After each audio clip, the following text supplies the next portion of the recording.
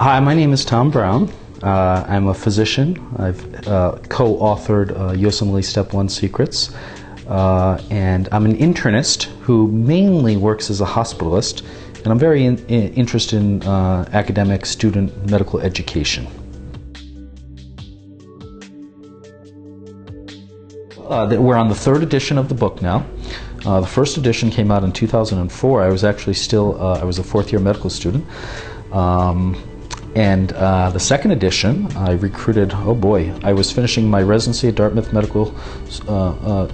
Hitchcock Medical Center, and I recruited 17 or 18 Dartmouth medical students to help me really expand the first edition. With an attempt to make it much more comprehensive as standalone text. So we added 7 new chapters, and I think made it a much more comprehensive book, but still focusing on high-yield material. Now the third edition, Sonali Shah has come on board and really helped me improve the book still further. And we've added a few new chapters. We've added a colored pathology section. We've introduced an EKG chapter, which I think is important for boards. And we've gone through and added Step 1 secrets for the student, basically teaching points as to what is critical information conceptually that they should know. And so hopefully it provides a framework, a studying framework, so that the student, if they're unable to read the entire book, can at least go through the book briefly and still get a sense of what information is critical to know for the exam.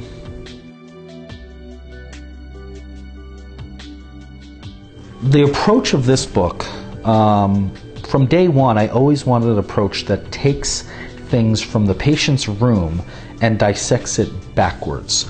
So rather than discussing pathophysiology, for example, up front, or microbiology or biochemistry, etc., I think students, after all, they're studying to be physicians.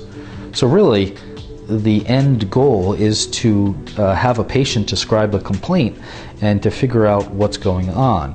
And so I think it's much more intellectually stimulating and enjoyable for the student to take a clinical complaint, for example, shortness of breath or chest pain, abdominal pain, nausea, vomiting, what have you, and try to figure out what's going on from a clinical and a pathophysiological standpoint. So that's how we try to approach things in this book. So instead of listing things that need to be known or memorized, lists of need-to-know facts, factoids, that which to me is well, can be repetitive, can be boring, quite frankly. I think it's much more enjoyable to play detective, so to speak, and to start each chapter with cases, clinical vignettes of a patient presenting with various complaints, and try to understand what the differential diagnosis is, what's wrong with the patient, and then to introduce the basic pathology, physiology, pharmacology in a clinical context.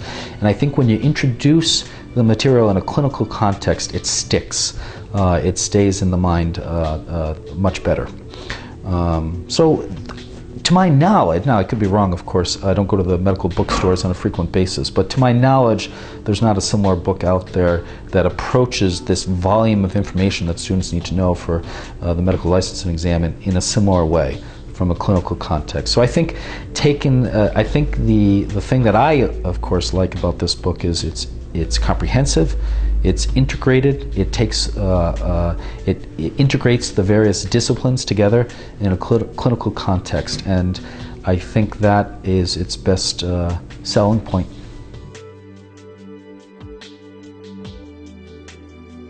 The end users of my product, of this book, I think can be the best resource for me to improve it. So I think the second edition was far superior to the first edition. I think the third edition was substantially better than the second edition.